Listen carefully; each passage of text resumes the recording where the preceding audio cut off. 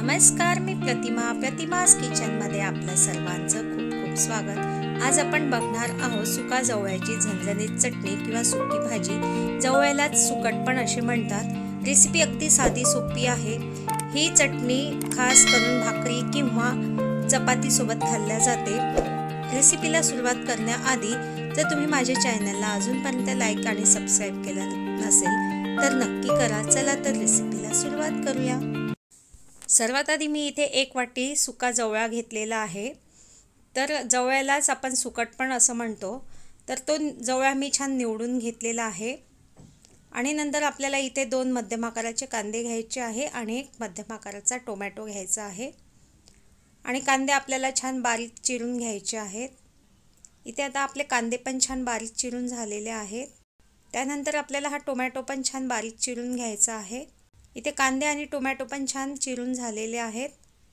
नंतर आपल्याला गॅस पेटवायचा आहे आणि त्याच्यावरती एक तवा ठेवायचा आहे आणि तव्यावरती जवळा टाकून घ्यायचा आहे आणि मध्यम गॅसवरती 2 ते 3 मिनिट आपल्याला असा परतून घ्यायचा आहे।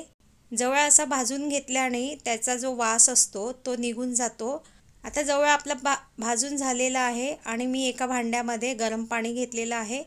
भाजून घेतलेला जवळा आपल्याला त्यामध्ये टाकून घ्यायचा आहे आणि जरा वेळ 5 ते 10 मिनिट या पाण्यामध्येच आपल्याला ठेवायचं आहे। आता आपल्याला भाजी बनवायची आहे। त्यासाठी मी इथे कढई घेतलेली आहे आणि भाजीला लागेल तेवढं आपल्याला तेल टाकायचं आहे। तेलाचं प्रमाण तुम्ही तुमच्या आवडीनुसार घ्यायचं आहे। तेल गरम झालेलं आहे, त्यामध्ये बारीक चिरलेला कांदा टाकायचा आहे। कांदा पण आपल्याला कमी गॅसवरती छान असा सोनेरी तांबूस रंगाचा होतपर्यंत होऊ द्यायचा आहे। आता इथे कांदा पण छान तांबूस रंगाचा झालेला आहे। त्यामध्ये आता आपल्याला टाकायचा आहे बारीक चिरलेला टोमॅटो आणि टोमॅटो पण छान मऊ होतपर्यंत परतून घ्यायचा आहे। नंतर आपल्याला इथे आलं, लसूण आणि कोथिंबीरचे हिरवं वाटण 1 चमचा टाकायचं आहे। हे वाटण पण आपल्याला छान परतून घ्यायचं आहे तेलामध्ये। आता त्यामध्ये आपल्याला थोडे सुके मसाले टाकायचे आहेत। सर्वात आधी टाकायचा आहे धने जिरे पावडर 1 चमचा, हळद आणि आपल्या आवडीनुसार साधं लाल तिखट आणि चवीपुरतं मीठ। हे सगळे सुके मसाले आपल्याला कांदा आणि टोमॅटो सोबत परतून घ्यायचं आहे आणि छान तेल सुटेपर्यंत परतून घ्यायचं आहे। आता त्यामध्ये आपल्याला हा भिजवून घेतलेला जवळा टाकायचा आहे। असं गरम पाण्यामध्ये जवळा भिजत ठेवल्याने त्याच्यामध्ये जी बारीक वाळू असते ती अशी तळाशी बसते पाण्यामध्ये। आता जवळा आपला टाकून झालेला आहे। आता तो पण आपल्याला सगळ्या मसाल्यांसोबत मिक्स करून घ्यायचा आहे। असा व्यवस्थित छान मिक्स करून झालं की त्याच्यावरती झाकण झाकायचं आहे। झाकणावरती थोडंसं पाणी टाकायचं आहे आणि 2 ते 3 मिनिट आपल्याला मंद गॅसवरती एक वाफ काढून घ्यायची आहे। इथे 2 ते 3 मिनिट झालेले आहे। झाकण उघडून बघूया। तुम्ही इथे बघू शकता की जवळा छान तेलामध्येच होत आहे आणि त्याला तेल पण छान सुटलेलं आहे। आता त्याच्यामध्ये आपल्याला ताटलीवरचं जे गरम पाणी आहे ते अगदी थोडंसंच टाकायचं आहे।